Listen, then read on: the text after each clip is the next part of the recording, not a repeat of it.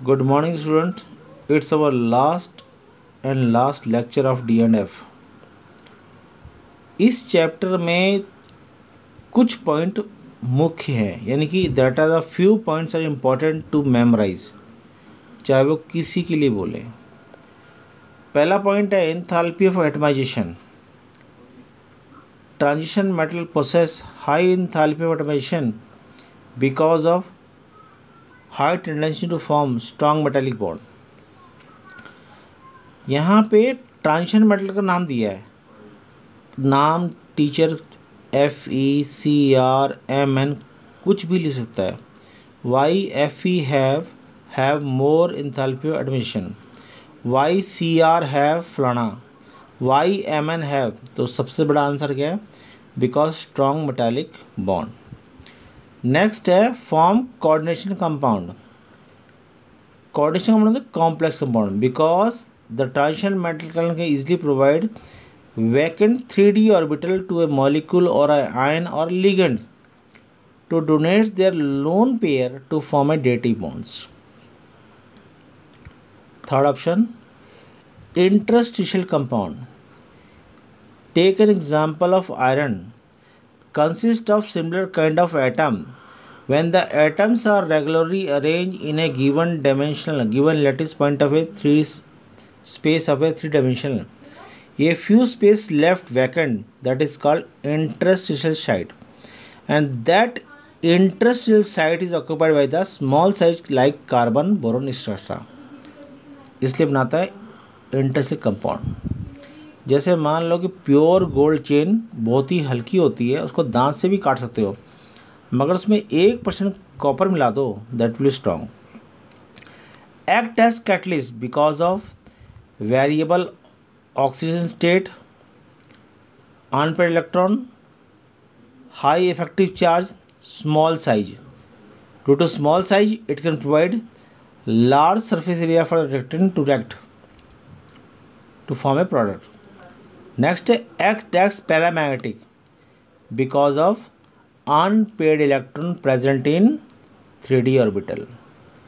Colorful compound because of unpaired electron in 3d orbital. जब कभी unpaired electron होंगे तो पैरामैग्नेटिक और कलरफुल होगा। नेक्स्ट है act as diamagnetic because there is no unpaired electron present in 3d orbital. Show variable oxygen state because of large number of unpaired electron and the almost comparable energy of 4s and 3d orbital. अगर energy दोनों comparable होगी तो आसानी से electron को remove कर सकते हैं। Act as reducing agent because their E0 value is more negative as compare to rest of other element. उनकी जो E0 वैल्यू है मोर नेगेटिव है with compare to rest of element. Size of ZR and HF are same. The size of ZR and HF same because of poor lengthened contraction. यहाँ पे question बनता है why the 4D series and the 5D series of an element are similar in size because of poor lengthened contraction. मैंने 4D और 5D का यहाँ पे example ZR और HF दिया, आंसर बहुत सेम बेटा। Zn, CD and Hg do not act as transition metal because transition metal are those which have partial filled 3d orbital. जो 3d ऑर्बिटल पूरे भरे होंगे तो उन्हें ट्रांजिशन कभी भी नहीं कहा जाएगा। d की कैपेसिटी 10 इलेक्ट्रॉन होती है, अगर 10 से कम है तो वो ट्रांजिशन मेटल है। जिंक, कैडमियम और मरकरी, इनका d का 10 इलेक्ट्रॉन फिल होते हैं, इसलिए इन्हें कभी भी ट्रांजिशन मेटल कहा नहीं जाता because there is no unpaired electron and no electron involved in metallic bond. Hg exists as liquid because same answer beta, there is no metallic bond, hence it exists as liquid. Sc+3 is colorless. Scandium का number 21 होता है बेटा, कितना 21, 3d1 4s2।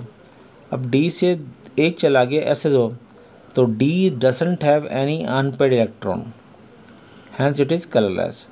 अगर unpaired electron होता तो it is a colourful nature. तो same thing you to learn. I have given you 13 points to memorise. और चैप्टर ही बहुत ही स्कोरिंग है बेटा, अब बूस्टअप करके लर्न करना है हर एक का, चाहे एग्जाम्पल नाम से आए चाहे कॉमन से आए, answer is the same. So do practice at home, whether it comes with the common name or by the element.